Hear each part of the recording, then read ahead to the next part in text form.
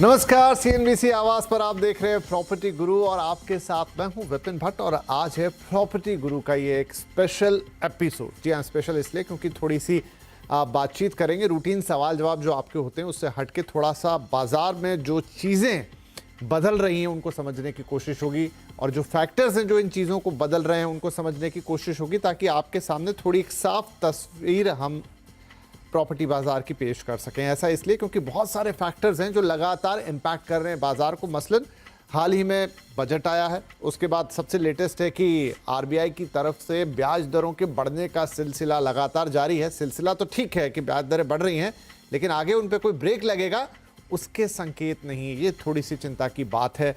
महंगाई और जो दूसरे फैक्टर्स हैं वो अपनी जगह हैं और अंतर्राष्ट्रीय परिस्थितियां अपनी जगह, और इन सब का एक मिला जुला इम्पैक्ट आता है रियल एस्टेट मार्केट पर। अंततोगत्वा आपका जो निर्णय होता है घर खरीदारी का, उसके ऊपर थोड़ा सा और भी देखेंगे बाजार को कि इसमें दूसरे सेगमेंट कैसे कर रहे हैं, कमर्शियल रिटेल में क्या हालचाल है। सो एक पूरा जायजा लेंगे ताकि आपके लिए एक साफ सुथरी क्लियर पिक्चर हो आपकी डिसीजन मेकिंग में। और उसके लिए बहुत खास कुछ मेहमान आज हमारे साथ हैं, कार्यक्रम में शामिल हो रहे हैं। प्रदीप अग्रवाल साहब, चेयरमैन सिग्नेचर ग्लोबल, हमारे साथ है गुलाम जिया साहब, senior AD Knight Frank India, और साथ ही हैं अखिल गुप्ता साहब, को फाउंडर और CTO NoBroker.com। आप सभी का बहुत बहुत स्वागत है। अग्रवाल साहब, हम आपसे शुरुआत करते हैं क्योंकि आप वो व्यक्ति हैं जो डायरेक्ट कस्टमर से जुड़े हुए हैं। मुझे ये बताइए, अभी ये तमाम चीज़ें, तमाम गतिविधियां, हालांकि हो सकता है इनका इम्पैक्ट आते आते थोड़ा और वक्त लगे या एसेस करने में थोड़ा और वक्त लगे, लेकिन मैं उम्मीद करता हूं कि आपको वो अंदाज़ा थोड़ा पहले हो जाता होगा। अगर पॉलिसी के लिहाज से देखें, बहुत सारी चीज़ें थी, लेकिन डायरेक्टली नॉन इवेंट कह सकते हैं बजट को रियल एस्टेट के लिए। ब्याज दरों के बढ़ने का जो सिलसिला, जैसा हमने कहा, लगातार जारी, और आगे संकेत नहीं है कि रुकेंगी। लगभग 10 टच कर गया अब तो होम लोन का रेट। आम आदमी के लिए लगभग उतना ही हो गया, और सबके जो स्कोर्स हैं उतने हाई नहीं होते सिविल स्कोर की, उनको वो कंसेशन मिले, तो 10% के आसपास वो टच करने लगा है। और उसके अलावा दूसरे और फैक्टर्स हैं, मसलन थोड़ी महंगाई भी बढ़ गई है, थोड़ा जॉब सिनारियो वैसे ठीक है मोटा मोटा, लेकिन वो थोड़ा सा कंसर्न वहाँ कुछ पर्टिकुलर जो इंडस्ट्रीज हैं उनके अंदर है। इन सारी चीज़ों को देखते हुए जिस तरह का शानदार मोमेंटम था घर खरीदारों के लिहाज से, वो ज़्यादा सोच नहीं रहे थे, क्या वापस से वो लाइन के दूसरी तरफ चले जाएंगे या जा चुके हैं? थैंक्स विपिन जी। सबसे पहले तो मैं बजट के ऊपर अगर बात करूं तो बजट, मुझे लगा कि जो प्रधानमंत्री आवास योजना में 79,000 करोड़ को जो इंक्रीज किया गया अमाउंट, वो एक बहुत बड़ा अमाउंट है। क्योंकि आप देखें कि आज जैसा आपने कहा कि आरबीआई जो ब्याज दरें हैं इस बार फिर से उसने बढ़ाई हैं, और ये दरें अब तक लगभग 6 टाइम बढ़ चुकी हैं। लेकिन अगर आप देखें तो जो डिसीजन है कस्टमर का, वो अभी तक भी चेंज नहीं हुआ है। ऐसा नहीं है कि कुछ रुपए की ईएमआई बढ़ने से कुछ डिसीजन ज्यादा फैक्टर इन होते हो। यस, ऑफ कोर्स, अगर कोई भी प्राइस ईएमआई के अंदर चेंज आता है तो उनके ऊपर हिट जरूर होता है। लेकिन क्योंकि रियल एस्टेट मार्केट काफी टाइम से एक रेट के ऊपर रुका हुआ था, कोविड के बाद एक उसको ट्रिगर मिला है। तो अभी तक अगर आप अफोर्डेबल हाउसिंग या मिड इनकम हाउसिंग की बात करें तो जो मोमेंटम है वो बना हुआ है। ऐसा नहीं कह सकते कि बिल्कुल फुल स्पीड में है, लेकिन मोमेंटम अभी भी बना हुआ है। एंड दूसरी बात, मैं बजट से रिलेटेड और एक इस चीज में ऐड करूंगा। जैसा आप देखिए, बजट में 10 लाख करोड़ रुपए का कैपिटल एक्सपेंडिचर किया गया है। आप देखिए, जब ये पैसा एक्चुअल में खर्च होगा तो उससे एक आम इंसान तक हर हाथ को एक जॉब भी मिलेगी और कहीं ना कहीं उनके हाथ में पैसा आएगा। और जब पैसा एक आम इंसान के हाथ में आता है तो इसका एक बहुत बड़ा इंपैक्ट कहीं ना कहीं रियल एस्टेट को बेनिफिट देता है।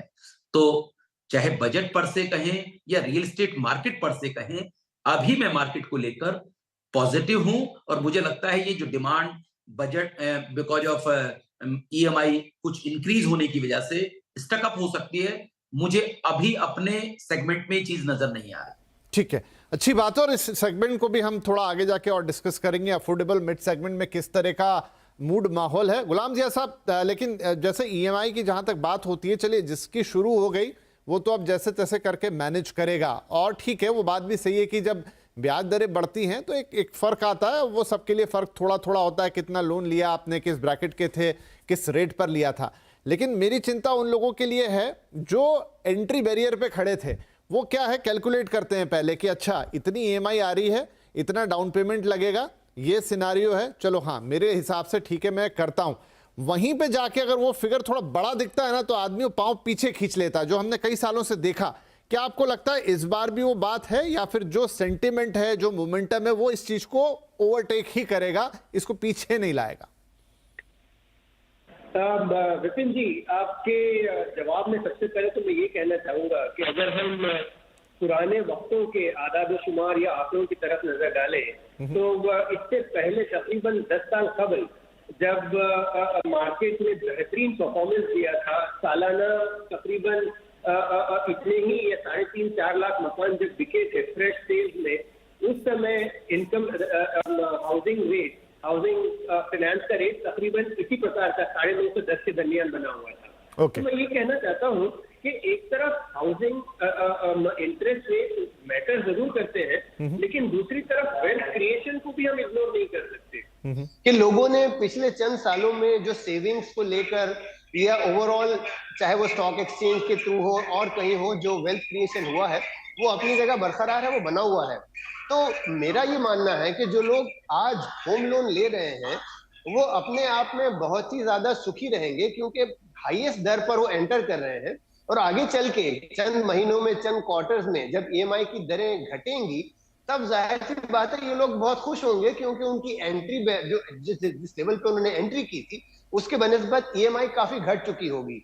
तो ये दो चीजें हैं जो मुझे ये कहने पे मजबूर कर रही हैं कि हालांकि income tax rate home loan rate काफी बड़ा दिख रहा है, लेकिन इसके बावजूद मार्केट का सेंटिमेंट, जो दूसरी बात आपने कही, सेंटिमेंट बरकरार है।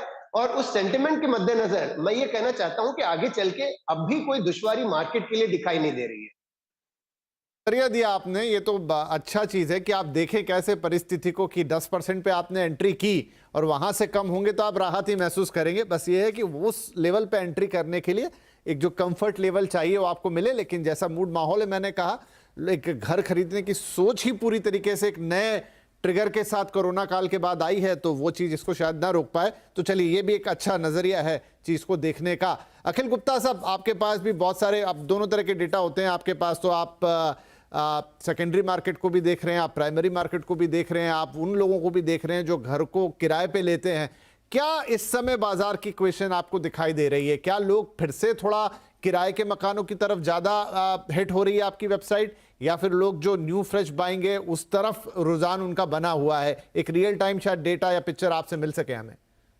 तो हमारे यहाँ पे तो जैसे हमेशा होता है 4:1 का रेशो चलता है। 80% लोग, यही मार्केट है कि मतलब अगर एक घर बिकता है तो 4 घर किराए पे जाते हैं। वैसा ही हम देख रहे हैं, और घर खरीदने के प्रति लोगों का रुझान कम होता हुआ हमें बिल्कुल भी नहीं दिख रहा है। तो जैसा कि आपने कहा, सेकेंडरी भी हम लोग करते हैं, प्राइमरी भी हम करते हैं। 2 साल 3 साल तक मार्केट के अंदर सप्लाई नहीं आई, और जब सप्लाई नहीं आई तो उसका इम्पैक्ट पड़ा रेंटल्स के ऊपर। रेंट हमारे बड़ी सिटीज में, मुंबई, बैंगलोर, चेन्नई, पुणे, हैदराबाद वगैरह में काफी तेजी से बढ़े। और जब ये रेंट बढ़े और जब लोगों ने देखा कि रेंट 5% सालाना की जगह एकदम से 15% या 18% भी बढ़ सकते हैं डिमांड की वजह से, तो लोगों को खुद के घर की वैल्यू समझ में आई है। जो लोग पहले घर लेने से कतरा रहे थे या सोचते थे कि हम तो हमेशा किराए के घर में रहेंगे, वो अब समझ पा रहे हैं कि एक खुद का घर होना, जो जिसको वो एक्चुअल में घर कह सके, जहां से उन्हें छोड़ के जाना नहीं पड़े क्योंकि ओनर ने बोल दिया कि ये घर खाली करो, मैं यहाँ पे रहने आने वाला हूँ, या फिर मुझे बेटर किराया मिल रहा है। उस वजह से भी लोगों का घर की तरफ रुझान बढ़ा है। और जैसा कि जिया साहब भी बोल रहे थे, जनरली जब घर का अभी होम लोन रेट 9.5-10% जो भी आया है, ये ऑलमोस्ट पीक के करीब आ गया है। आने वाले कुछ क्वार्टर्स के अंदर रेट पीक होके फिर कम होने लग जाएगा। तो अभी जो भी घर लेगा वो अपनी ईएमआई लॉक कर लेगा, टेन्योर सेट कर लेगा। इसके बाद जब भी रेट कम होंगे तो उनका घर का टेन्योर, लोन का टेन्योर कम ही होने वाला है। तो उस हिसाब से आई थिंक अब लोग समझने लग गए हैं। पहले लोगों को लगता था कि अरे ईएमआई मेरी 5,000 रुपये बढ़ गया, मेरा 7,000 रुपये बढ़ गया। बट ईएमआई ऐसा नहीं है कि आपको 2, 5, 6 महीने देना है। ईएमआई आपको 20 साल देना है, 15 साल देना है, 180 महीने या 240 महीने देना है। सही बात है। और अब जी जी, तो उस टेन्योर में आपका होम लोन का जो रेट है वो इफेक्टिवली ऑलमोस्ट बराबर सही पड़ता है। जो रेंटल में जो चेंजेस आए हैं अभी पास्ट में, उस वजह से लोगों को अपने घर की तरफ, खरीदने की तरफ काफी रुझान बढ़ा है। और हम लोग बहुत एक्टिविटी देख रहे हैं सेकेंडरी और प्राइमरी मार्केट, खासकर प्राइमरी मार्केट जहां पे अब जब बिल्डर की इन्वेंट्री मार्केट में आने लगी है, रेडी टू ऑक्यूपाई होने लगी है, बहुत डिमांड है। जहां पे बहुत सारे इन्वेस्टर्स ने पहले घर खरीद के रखे हुए हैं, उनको काफी अच्छा एप्रिसिएशन मिल रहा है घरों के ऊपर, जो लोग खुद के रहने के लिए ले। चलिए बढ़िया है। तो ये सारी चीजें बता रही है कि लोगों की सोच वहीं बरकरार है और फिर नजरिए की बात है। और ये भी बात सही है कि 15-20 साल के होम लोन होते हैं, एवरेजिंग होती है तो 7% 8% से ऊपर वो बढ़ती नहीं है एवरेजिंग। प्रदीप साहब, एक सवाल और रहेगा, वो ये है कि ठीक है, एक तो आप देखते हैं कि ईएमआई कितनी बनेगी, दूसरा थोड़ा सा घर की कीमत भी है। हम अगर मिड सेगमेंट की ही बात करें, थोड़े तो भाव बढ़े क्योंकि महंगाई बढ़ी, आपका सीमेंट, ईंट और ये तमाम चीज़ें जो इंग्रेडिएंट्स होते हैं महंगे हुए, ट्रांसपोर्टेशन महंगा हुआ, आप लोगों ने हल्के हल्के दाम भी बढ़ाए। लेकिन क्या ये दाम बढ़ाने का सिलसिला अभी भी जारी रहेगा या ये उस हद तक बढ़ेंगे जहां पर थोड़ा घर खरीदार को लगे कि भाई ये तो ऊपर की तरफ जाने लगा, या फिर वो थोड़ा सा कुशन आप देने की कोशिश करेंगे खरीदारों को कि ठीक है मोमेंटम चलता रहना चाहिए? विपिन जी, जो दाम बढ़ाने के पीछे कुछ और भी रीजन है, क्योंकि अगर आप देखें तो पिछले एक साल में जो लैंड के प्राइसेस हैं वो भी काफी ज्यादा इंक्रीज हुए हैं और जो रॉ मटेरियल्स है उसकी भी कॉस्ट इंक्रीज हुई है।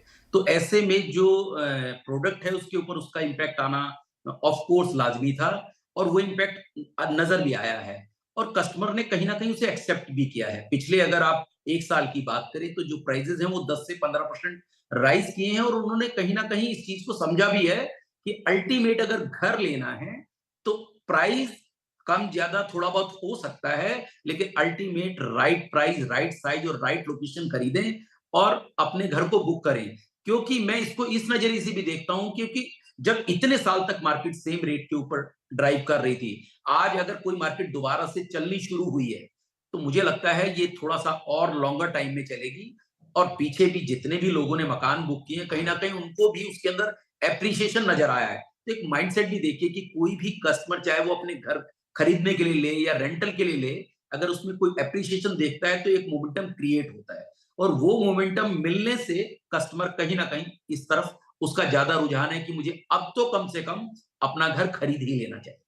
चलिए ठीक है, तो फिर से क्या निवेशकों के लिए भी ये बाजार आकर्षक हो चला है? मैं निवेशकों की बात कर रहा हूँ, ट्रेडिंग की नहीं, लेकिन आप जो लॉन्ग टर्म के लिए चाहे खुद रहने के लिए खरीदें या फिर आप उसमें निवेशित ही रहें या निवेश ही करें, लेकिन अगर क्या वो आपको उतने रिटर्न देने की स्थिति में आ गया है, फिर से आकर्षक हो चली है रियल एस्टेट उस लिहाज से? ये एक बड़ा सवाल रहेगा, क्योंकि यहाँ लेने जा रहे हैं एक छोटा सा ब्रेक और साथ में थोड़ा सा जायजा लेंगे कि भाई जो दूसरे सेगमेंट हैं कमर्शियल रिटेल, वहाँ क्या हालचाल है, क्योंकि उसका भी काफ़ी सारा रिफ्लेक्शन रेजिडेंशियल हाउसिंग पर आता है। तो एक छोटा सा ब्रेक के बाद बातचीत जारी रहेगी।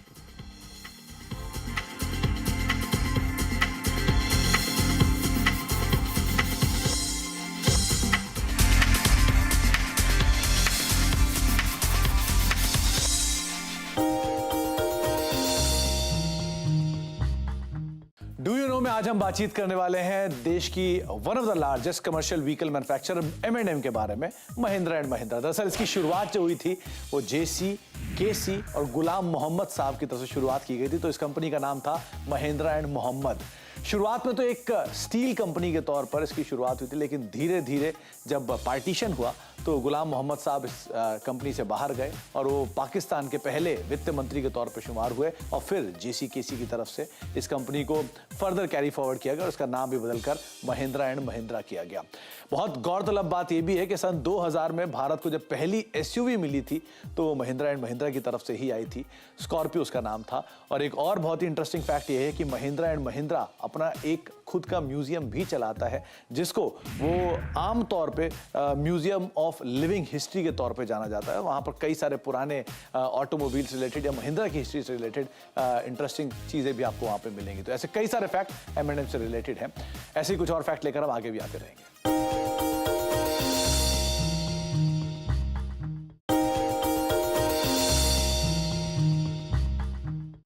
डू यू नो में आज हम बातचीत करेंगे देश की सबसे बड़ी पैसेंजर व्हीकल कंपनी यानी कि मारुति के बारे में। कुछ इंटरेस्टिंग फैक्ट्स की अगर बात की जाए तो मारुति सुजुकी, जैसा कि नाम से तो लगता है लेकिन ये है नहीं सरकारी कंपनी। इसकी शुरुआत दरअसल सरकारी कंपनी के तौर पर हुई थी, बाद में इसका हिस्सा जो था वो इनकी विदेशी पार्टनर सुजुकी को बेच दिया गया था और आज ये पूरी तरह से एक विदेशी कंपनी के तौर पर कामकाज करती है। इस कंपनी के पहले एमडी जो थे वो संजय गांधी साहब थे, हालांकि वो इसकी जो ड्रीम कार थी उसको ड्राइव नहीं कर पाए, लेकिन वो पहले एमडी के तौर पे कंपनी के शुमार हुए थे। कुछ और इंटरेस्टिंग फैक्ट्स की अगर बात की जाए तो पहली मारुति गाड़ी जो थी वो डिलीवर की गई थी ग्रीन पार्क के एक रेजिडेंट को, जिनका नाम था हरपाल सिंह साहब, और उस गाड़ी की कीमत थी महज 47,500 रुपए के आसपास। यानी कि आज से ठीक 39 साल पहले जब ये पहली गाड़ी मारुति ने डिलीवर की थी तो महज 47,000 रुपए के आसपास की थी, और वो भी ग्रीन पार्क के एक सिटीजन साहब को, जिनको दी गई थी, और उन्होंने आखिरी तक उस गाड़ी को अपने पास होल्ड भी किया। तो मारुति से जुड़े कुछ इंटरेस्टिंग फैक्ट, आगे कुछ और फैक्ट्स लेकर आपके लिए आते रहेंगे।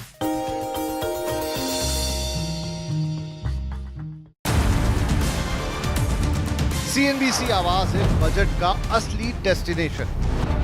सीएनबीसी आवाज की बजट मेगा कवरेज का यूट्यूब पर दबदबा। बजट के दिन यूट्यूब पर मिले अपने कॉम्पिटिटर से 169% ज्यादा व्यूज। बजट के दौरान मिले आपके बेशुमार प्यार और विश्वास के लिए बहुत बहुत शुक्रिया। देखते रहिए सीएनबीसी आवाज, आपके मुनाफे की बात।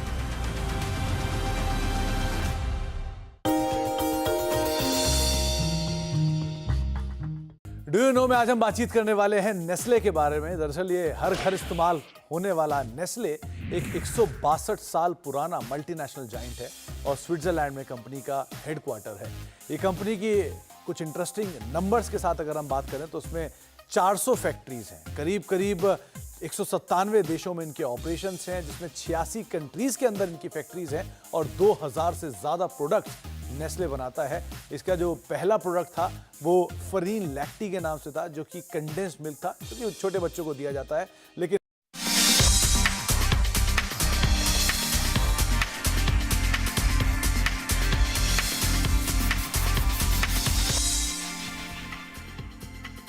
Welcome back. सीएनबीसी आवाज पर जारी है प्रॉपर्टी गुरु का ये स्पेशल एपिसोड, जहां पर हम थोड़ी सी एक रियल पिक्चर खींचने की कोशिश कर रहे हैं इस वक्त के रियल एस्टेट मार्केट में, जब काफी सारे इवेंट रियल एस्टेट से जुड़े हो चुके हैं। आरबीआई की पॉलिसी, बजट और तमाम दूसरी चीजें, और अब साल भी अपना पहला महीना छोड़ के आगे बढ़ चुका है दूसरे महीने में, और यहां से किस तरह का सिनेरियो और आपके जो घर खरीदने की प्लानिंग है उसको आप किस तरीके से आगे बढ़ाएं एक बेहतर अंडरस्टैंडिंग के लिए। तो चलिए फटाफट अब इस सेगमेंट में कुछ क्विक आंसर्स लेते हैं अपने गेस्ट से। गुलाम जिया साहब, रेजिडेंशियल का तो हमने समझने की कोशिश की, लेकिन जो दूसरे दो सेगमेंट है कमर्शियल और रिटेल, वहां का भी एक रिफ्लेक्शन इस मार्केट पर आता है। वहां पर इस समय किस तरह के हालात हैं? क्या वो चीज कोरोना और वो तमाम जो चीजें सेटबैक थी उनसे बाहर निकल चुका है? क्योंकि इस बीच हमने उसके बारे में ज्यादा बातें की ही नहीं है। देखिए, सबसे पहले तो कोरोना से ताल्लुक रखते हुए जो मसाइल थे वो उनके बारे में कहना चाहूंगा कि ये काफी हद तक निपट चुके हैं।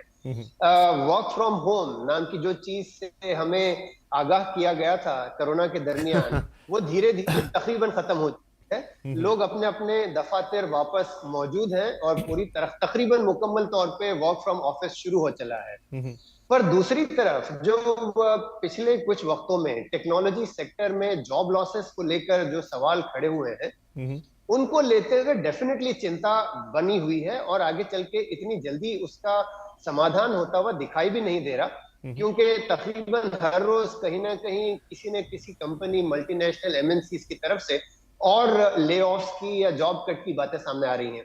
अब इसका असर overall real estate commercial market पर बिल्कुल दिखाई देगा, और वो दिख ही रहा है, क्योंकि जो पिछला साल जो दिसंबर में खत्म हुआ, हालांकि वो एक बेहतरीन साल था, लेकिन इस साल 2023 की शुरुआत जो जनवरी फरवरी में बता रही है, ये थोड़ा सा चिंता का माहौल बना हुआ है कमर्शियल या ऑफिस सेक्टर को लेकर। और क्विकली चूंकि आपने रिटेल की भी बात की है, रिटेल उसकी निस्बत से, हालांकि पिछले चंद सालों में रिटेल का काफी हालत काफी खराब हो चुकी थी, दुर्गति में से गुजर रहा था, लेकिन पिछले तकरीबन चंद महीनों, चंद क्वार्टर्स में मॉल्स को लेके एक नई एनर्जी सामने आई है। लोगों ने मॉल को दोबारा एज एन एंटरटेनमेंट सेंटर या एज ए शॉपिंग सेंटर दोबारा उसे एक्सेप्ट करना शुरू कर दिया है। हालांकि दूसरी तरफ ई कॉमर्स वगैरह को लेके कोई कमी नहीं आई है। कहने का मतलब ये है कि कंज्यूमर का जो कंजम्पशन है, जो आप खरीद रहे हैं, खरीदारी हो रही है, वो इतनी बेहतरीन चल रही है कि जिसकी वजह से रिटेल जो मॉल्स वगैरह हैं या इवन हाई स्ट्रीट, वहां पर अब तो काफी हद तक इंप्रूवमेंट दिखाई देने लगा है। तो कमर्शियल के लिए यानी ऑफिस मार्केट के लिए थोड़ी सी चिंताएं बरकरार हैं, लेकिन रिटेल के लिए हालात सुधरते चले जा रहे हैं और आगे चलते हुए उसे हम एक्सपेक्ट कर रहे हैं कि ये सुधार बरकरार रहेगा। जी प्रदीप जी, इस पर आपका टेक, क्योंकि ये कंसर्न है थोड़ा जॉब सिनेरियो जो मिक्स सा है। ऐसा नहीं कि हर जगह दिक्कत है, ये थोड़ा सा जो टेक कंपनीज है उधर ज्यादा दिक्कत है, लेकिन हम ये भी जानते हैं कि गुड़गांव या बहुत सारे मार्केट ऐसे हैं जो टेक कंपनीज के थ्रू ही डिराइव रहते हैं या आईटी के थ्रू डिराइव रहते हैं। हालांकि एक रिपोर्ट रिसेंटली में हमने ये भी देखी कि इंडिया का अगले जो 6 महीने का जॉब आउटलुक है वो बेहतरीन है, बाकी अगर मल्टीपल सेक्टर्स की बात करें। लेकिन हाँ, टेक में इश्यूज हैं। हम जब आज बात कर रहे हैं तब भी 1-2 अनाउंसमेंट कुछ बड़ी टेक कंपनियों की तरफ से आए, तो आप इसका रेजिडेंशियल पे क्या इंपैक्ट देखते हैं? देखिए, जो टेक कंपनीज का इम्पैक्ट है ऑफ कोर्स कहीं ना कहीं जरूर दिखाई देगा, क्योंकि जॉब लॉसेस होंगे।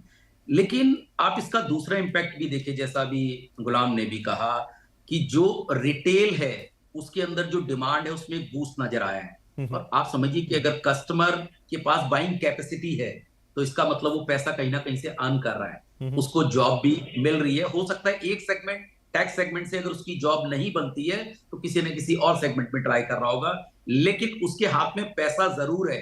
जब भी वो कहीं ना कहीं स्पेंडिंग के लिए निकल रहा है और जब भी कहीं ना कहीं वो अगर कोई प्रॉपर्टी ले रहा है या किसी अदर एसेट क्लास में भी जा रहा है तो वो कहीं ना कहीं इन्वेस्ट कर रहा है। So yes, of course job को लेके, क्योंकि टेक कंपनी की वजह से है तो वो जरूर एक इम्पैक्टिंग पार्ट है। लेकिन जैसा आपने कहा कि अगले 6 महीने में जो जॉब का सिनेरियो है वो कहीं ना कहीं बेहतर है, तो ऑफ कोर्स थोड़ा इफ एंड बट रहेगा, लेकिन ऐसा कुछ नहीं कि बहुत ड्रास्टिकली कुछ चेंज आने वाला है। आपके डेटा के मुकाबले क्या कोई पर्टिकुलर सिटी में कंसर्न दिख रही है? मसलन गुड़गांव हो गया, बेंगलुरु हो गया, वहां लोग थोड़ा सा घर किराए पे लेना प्रेफर कर रहे हैं सिक्योरिटी पॉइंट ऑफ व्यू से, रादर देन वो खरीदने का डिसीजन ले, और जो जिस सिनेरियो की हम बात कर रहे हैं जॉब सिनेरियो की उससे रिलेटेड।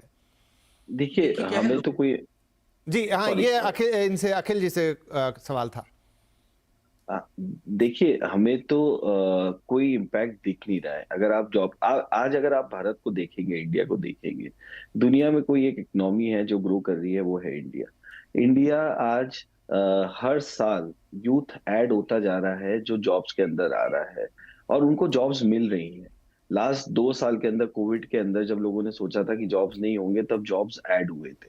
अभी जो थोड़ा बहुत भी ले ऑफ हो रहा है वो स्टेबलाइजेशन है। जब बहुत तेजी से हायरिंग हो गई तो वो थोड़ा बहुत स्टेबलाइजेशन हो रहा है, उसका इम्पैक्ट आएगा, बट इतना कुछ इम्पैक्ट हमें दिख नहीं रहा है इन टर्म्स ऑफ रेंटल या बाय। उसमें जैसा कि मैंने बोला, 4 अगर घर बिकते किराए पे जाते हैं तो 1 घर बिकता है। ये हमें ट्रेंड हमेशा से दिख रहा है और वैसा ही चल रहा है। ठीक है। और जैसे जैसे अभी फरवरी मार्च आ रहा है, इसमें हमारे ट्रेंड अपटिक ही दिख रहा है, क्योंकि अब लोग जॉब चेंज करते हैं, बच्चों के स्कूल चेंज होते हैं, उस हिसाब से लोग सेक्टर चेंज करते हैं, सिटी चेंज करते हैं, तो हमें तो अपटिक ही आता हुआ दिख रहा है। डाउन ट्रेंड तो कुछ भी चलिए ठीक है, ये भी बात, एक पिक्चर थोड़ी सी क्लियर होती है। गुलाम साहब, क्विकली आपको 1-2 लाइन में ये बताना होगा कि अगर कोई व्यक्ति घर खरीदने का मन बना रहा था और यही चीजें उसको सवाल थोड़े मन में उठने लग गए हैं, थोड़ा जॉब सिनेरियो को लेकर, भले ही दूसरी इंडस्ट्री में दिक्कत होती है, लेकिन व्यक्ति को लगता है यार कहीं मेरी इंडस्ट्री में आ गया तो, और ये थोड़ा सा जो भाव का बढ़ना, और तीसरा ये इंटरेस्ट रेट का फैक्टर थोड़ा आदमी को कंफ्यूज करता है। क्या आपकी एक्सपर्ट राय होगी, अगर घर खरीदने का मन बनाया था तो खरीद लेना चाहिए? बिल्कुल खरीद लेना चाहिए, क्योंकि हालात कुछ ज्यादा बदलते हुए दिखाई नहीं दे रहे हैं। और जैसे कि मैंने कहा, अगर आपने अपने अमाउंट की तैयारी कर ली है, अगर आपने ये मुकम्मल तौर पर इस हालत में पहुंच गए हो कि आप इस मकान को खरीदने के काबिल हो, तो बिल्कुल खरीदना चाहिए। क्योंकि आगे चलते हुए जो 1-2 और बातें हमारे इस डिस्कशन में हुई हैं कि as an economy, as a country, एक मुल्क हमारा तरक्की की जिस राह पर गामजन है, वहां पर चलते हुए मुझे नहीं लगता शॉर्ट टर्म में कोई ब्लिप्स या कोई तकलीफें आने वाली हैं। तो इसलिए चाहे वो जॉब सिक्योरिटी से ताल्लुक रखती हुई बातें हों या वेल्थ क्रिएशन से मुताल्लिक कोई बात हो, इन सबको, अगर आपके पास पैसे हैं, अगर आप अमाउंट रखते हो, आपने मन बना लिया है, तो इन सारे खदशात को, ये सारे शुबहात को साइड में रख के मकान खरीद लेने का वक्त आज बहुत सही है। 3 बड़े एक्सपर्ट थे, खुद रियल एस्टेट के प्लेयर हैं, एक रियल एस्टेट के बहुत बड़े जानकार, और तीसरे जो ऑनलाइन नो ब्रोकर, यानी कि जो रियल टाइम डेटा को भी ट्रैक कर सकते हैं कि भाई कितने लोग घर खरीदना चाह रहे हैं, कौन मकान किराए पे लेना चाह रहा है, प्राइमरी क्या, सेकेंडरी क्या। तो ये सब मिला के जो बातें निकल के हमारे तीनों एक्सपर्ट कह रहे हैं कि हाँ, बहुत सारी चीजें हैं जो कंसर्न पैदा करती हैं, दिखती भी हैं, हालात भी वैसे हैं, लेकिन ओवरऑल जब पिक्चर आप खींचने की कोशिश करेंगे तो वो आपके लिए एक मुफीद वक्त आज भी मौजूद है। बहुत सारे लोगों को लगता है कि हमने 1-1.5 साल पहले डिसीजन ले लिया होता, उन्होंने तो घर ले लिया, हम रह गए। नहीं, आप भी ले सकते हैं और कोई ज़्यादा चिंता की बात नहीं है। इंटरेस्ट रेट अगर ऊपर लग रहे हैं तो वो साइकिल एवरेज हो जाएगी आने वाले वक्त में, क्योंकि ये पीक आउट है, यहाँ से नीचे ही जाने वाले। हाँ, दाम ज़्यादा लग रहे हैं तो प्रदीप जी से जाके थोड़ी बात कर लीजिए, हो सकता है आपको स्पेशल डिस्काउंट मिल जाए। तो चलिए इसी के साथ इस ऑप्टिमिस्टिक नोट पे मैं इसे खत्म करूँगा प्रोग्राम को। आप तीनों का ही यहाँ आने के लिए बहुत शुक्रिया। नमस्कार।